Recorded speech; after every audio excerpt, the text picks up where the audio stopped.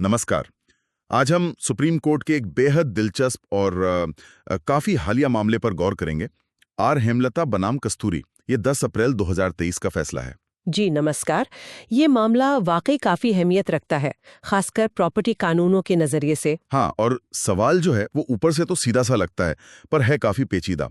क्या तमिलनाडु में एक ऐसा बिक्री समझौता जो रजिस्टर्ड नहीं है, उसे अदालत में सबूत की तरह इस्तेमाल किया जा सकता है? बिल्कुल, और हमारे पास सुप्रीम कोर्ट के फैसले के मुख्य बिंदु हैं, जिनसे हम इस कानूनी गुत्थी को समझने की कोशिश करेंगे। तो हमारा मकसद यही है कि ये समझा जाए कि कैसे एक राज्य का कानून जो कहता है रजिस्ट्रेशन जरूरी है और केंद्र सरकार के कानून में पहले से मौजूद एक कह सकते हैं छूट या अपवाद है, वो आपस में कैसे टकराते हैं। और सुप्रीम कोर्ट ने इसका क्या हल निकाला? हाँ, तो चलिए इस कानूनी दांव पेच को खोलकर समझते हैं। शुरुआत कहाँ से हुई? ये तमिलनाडु का संशोधन किया था। हाँ देखिए, ये मामला इसकी जड़ है 2012 में। तमिलनाडु सरकार ने भारतीय पंजीकरण अधिनियम यानी इंडियन रजिस्ट्रेशन एक्ट में एक संशोधन किया। अच्छा। उन्होंने धारा 17 में एक नई उपधारा 1G जोड़ी।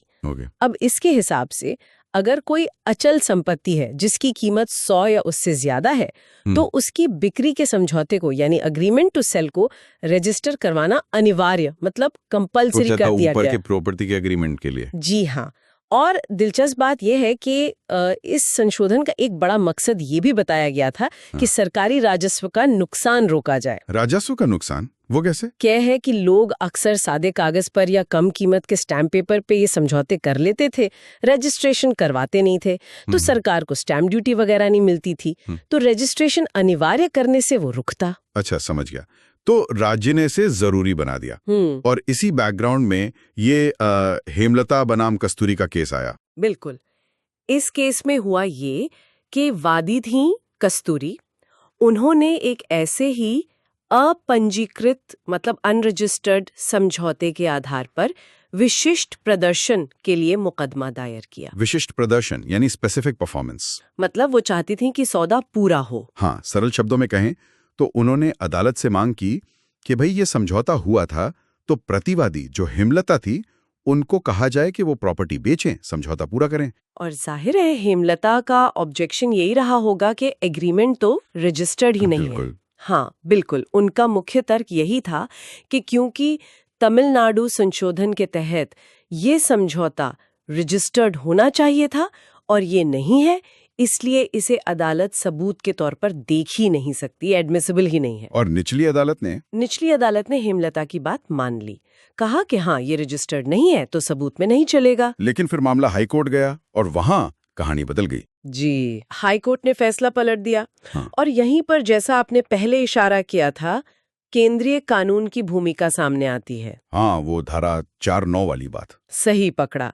हाई कोर्ट ने उसी पंजीकरण अधिनियम की धारा 49 के एक बहुत महत्वपूर्ण हिस्से पर ध्यान दिलाया।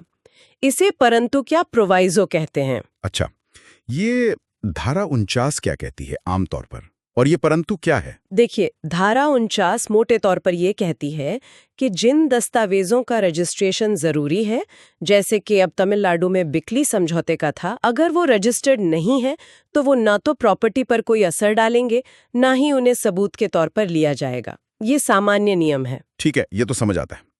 फिर वो खास छूट क्या है? वो खास छूट यानी परंतुक इसी धारा 49 में है, और वो ये कहती है कि भले ही दस्तावेज रजिस्टर्ड न हो, लेकिन अगर मुकदमा विशिष्ट प्रदर्शन का है, यानी स्पेसिफिक परफॉर्मेंस का, जैसा इस केस में था। हाँ बिल्कुल, अगर मुकदमा स्पेसिफिक परफॉर्मेंस का है या फिर वो एक किसी ऐसे कोलैटरल ट्रांजैक्शन मतलब किसी जुड़े हुए लेन देन के सबूत के तौर पर इस्तेमाल हो रहा है जिसके लिए रजिस्ट्रेशन जरूरी नहीं था, तो उस अनरजिस्टर्ड दस्तावेज को अनुबंध के सबूत के तौर पर पेश किया जा सकता है। अरे वाह, मतलब स्पेसिफिक परफॉर्मेंस के लिए एक तरह का एक्सेप्शन है ये। जी, ये वो नुक्ता है जहां तमिलनाडु का न्याय नियम और केंद्रीय कानून की ये पुरानी छूट, ये दोनों आमने सामने आ गए। तो सुप्रीम कोर्ट के सामने यही बड़ा सवाल था कि भाई कौन भारी पड़ेगा, तमिलनाडु का 2012 का संशोधन या फिर केंद्रीय कानून की धारा 49 का ये पुराना परंतुक। एकदम सही। और सुप्रीम कोर्ट ने इस पर बहुत बारीकी से गौर किया। उन्होंने देखा कि तमिलनाडु सरकार ने धारा 17 में तो बदलाव कर दिया, बिक्री समझौतों का रजिस्ट्रेशन जरूरी बना दिया। हाँ। लेकिन उन्होंने केंद्रीय अधिनियम की धारा 49 या खासतौर पर उसके स्परंतुक में कोई भी बदलाव नहीं किया था। वो जैसा पहले था वैसा ही मौजूद रहा। अच्छा, तो उन्होंने सिर्फ जरूरत पैदा की, लेकिन उस जरूरत से मिलने वाली छूट को नहीं हटाया। हाँ, एक तरह से यही हुआ। उन्होंने धारा 17 को तो बदला, पर धारा 49 के परंतुक को नहीं छुआ। तो फिर सुप्रीम कोर्ट का निष्कर्ष क्या निकला? उन्होंने माना कि वो छूट अभी भी लागू है। जी हाँ, सुप्रीम कोर्ट ने यही माना। उन्होंने साफ किया कि क्योंकि धारा 49 के परंतुक में कोई बदलाव नहीं किया गया था, इसलिए वो अभी भी पूरी तरह से मान्य है, प्रभावी है। तमिलनाडु के संशोधन के बावजूद? हाँ, उसके बावजूद। और क्योंकि ये मामला खास तौर पर विशिष्ट प्रदर्शन यानी स्पेसिफिक परफॉर्मेंस का था, इसलिए धारा 49 के परंतुक के तहत उस अपंजीकृत बिक्री समझौते को भी अनुबंध होने के सबूत के तौर पर अदालत में स्वीकार किया जा सकता है। तो मतलब तमिलनाडु में अगर आपने बिक्री का समझौता किया है और वो रजिस्टर्ड नहीं है, तो आप उसके आधार पर मालिकाना हक वगैरह तो नहीं जता सकते। सही कहा, वो प्रॉपर्टी पर कोई असर नहीं डालेगा। लेकिन अगर आप सिर्फ ये चाहते हैं कि सामने वाला पार्टी अपना वादा निभाए, सौदा पूरा करे, यानी स्पेसिफिक परफॉर्मेंस चाहते हैं, तो उस केस में वो अनरजिस्टर्ड एग्रीमेंट भी सबूत माना जाएगा। हाँ, बिल्कुल यही नतीजा है। विशिष्ट प्रदर्शन के सीमित उद्देश्य के लिए वो सबूत के तौर पर एडमिसिबल है। तो कुल मिलाकर कहानी ये बनी कि तमिलनाडु का कानून अपनी जगह है, रजिस्ट्रेशन जरूरी है, लेकिन केंद्रीय कानून की एक पुरानी खास छूट स्पेसिफिक परफॉर्मेंस के मामलों में अभी भी जिंदा है। हाँ, मुख्य बात यही निकल कर आती है।